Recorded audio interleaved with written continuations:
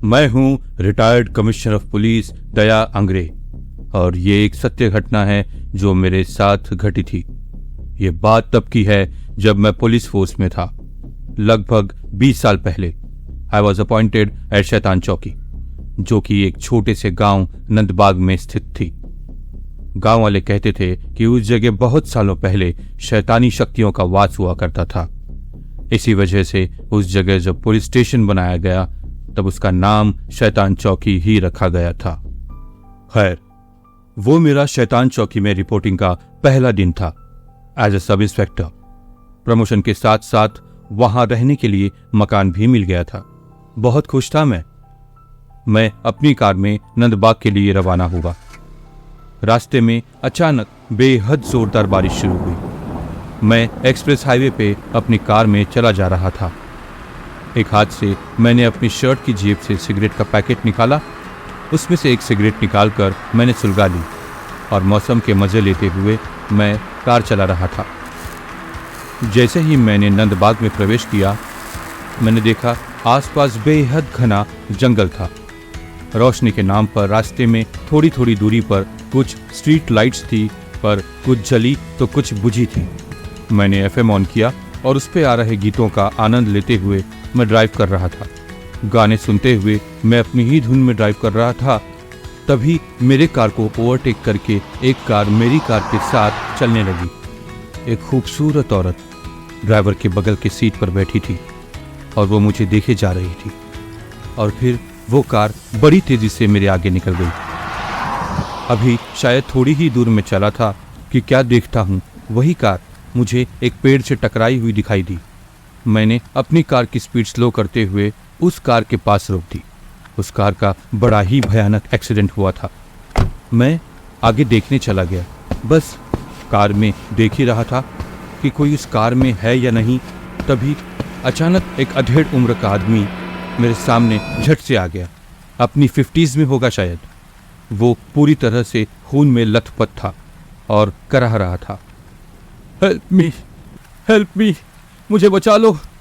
जैसे तैसे मैंने उसको संभाला। जैसे ही वो रिलैक्स हुआ, वैसे ही उसने यहाँ वहाँ देखना शुरू किया। नीता कहाँ हो तुम? वो जोर जोर से आवाज़ें देने लगा। मैंने उसे पूछा, कौन है ये नीता और आपका नाम क्या है? वो रोते हुए कहने लगा, सर मेरा नाम सुभाष है और नीता मेरी बीवी का नाम है सर। मेरे साथ ही थी कार में।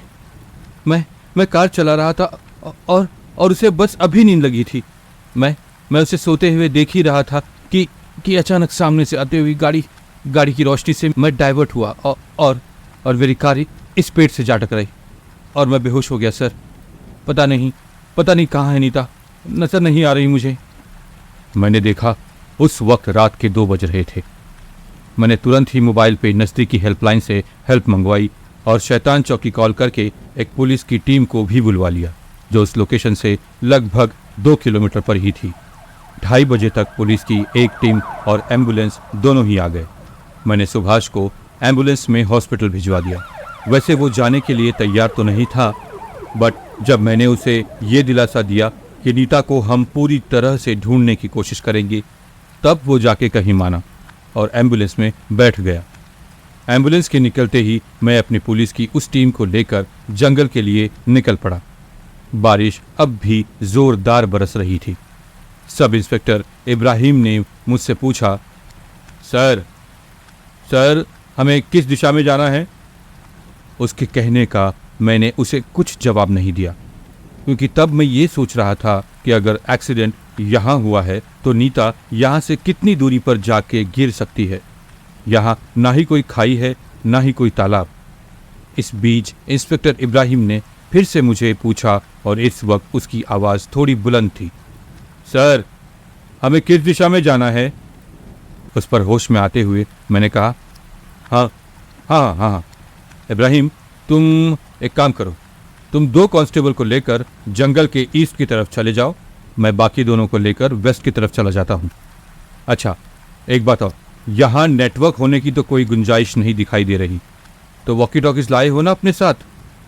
इब्राहिम ने कहा, हाँ सर, पता था मुझे, इसलिए पहले ही साथ में ले ली थी मैंने।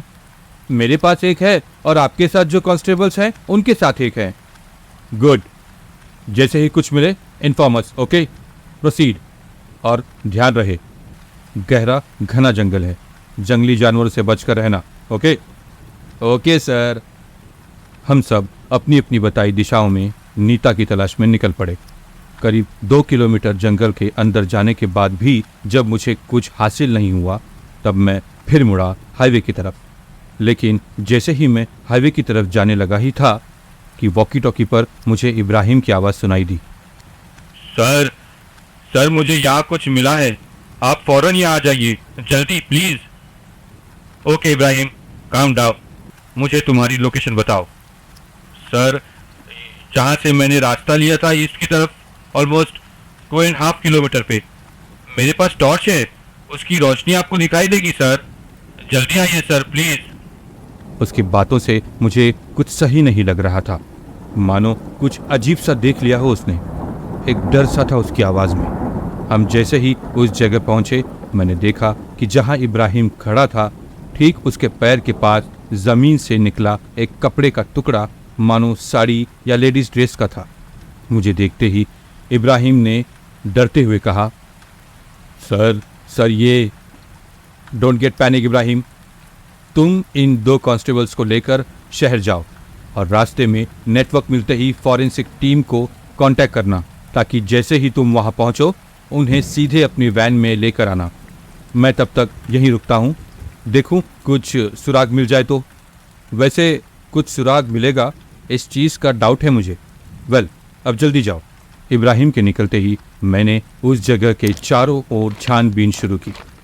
भारी बारिश की वजह से वहाँ की ज़मीन नरम पड़ चुकी थी। चलते वक्त हमारे कदम ज़मीन में कहीं कहीं धंस रहे थे।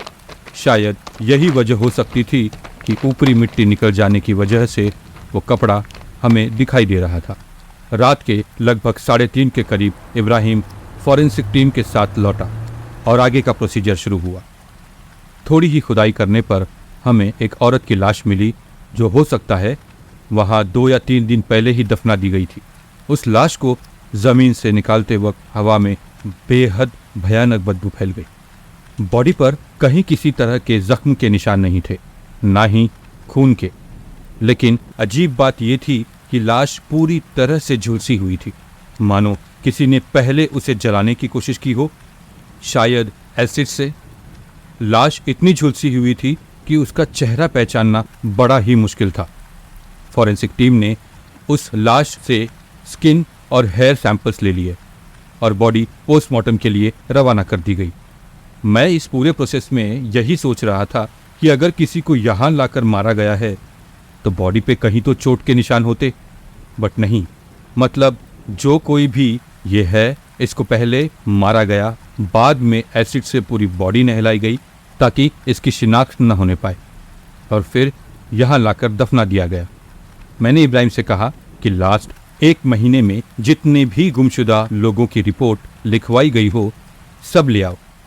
It will be a hectic day ahead for us. पता नहीं कैसे, बट उन सभी फाइल्स में एक फाइल ऐसी थी जिसे मैं रिलेट कर गया। नीता सूरी, सुभाष सूरी की वाइफ। अगर सुभाष सूरी ने ये कंप्लेंट लिखवाई थी तो फिर उस दिन उसने ऐसे क्यों कहा कि नीता उसके साथ उसकी कार में थी, जबकि ये कंप्लेंट 20 दिन पहले ही लिखी गई थी और ये हादसा कल ही हुआ है। क्या हो सकता है? किसकी होगी ये लाश? आपको क्या लगता है? हमें कमेंट करके जरूर बताइएगा। मिलते हैं अगले एपिसोड में। तब तक के लिए स्टे ट्यून टू कहानी फैक्ट्री। ऐसे आप भी अपना अनुभव हमारे साथ शेयर कर सकते हैं, जिसे हम एक कहानी के रूप में हमारे चैनल पे हमारे सभी श्रोताओं के साथ शेयर कर सकें। आप हमें इस ईमेल आईडी पे कनेक्ट कर सकते हैं, kahanifactory786@gmail.com। तब तक के लिए अलविदा। स्वस्थ रहें, मस्त रहें और व्यस्त रहें। मिलते हैं एक नई रोमांचक कहानी के साथ। लाइक, शेयर और सब्सक्राइब जरूर करना। धन्यवाद।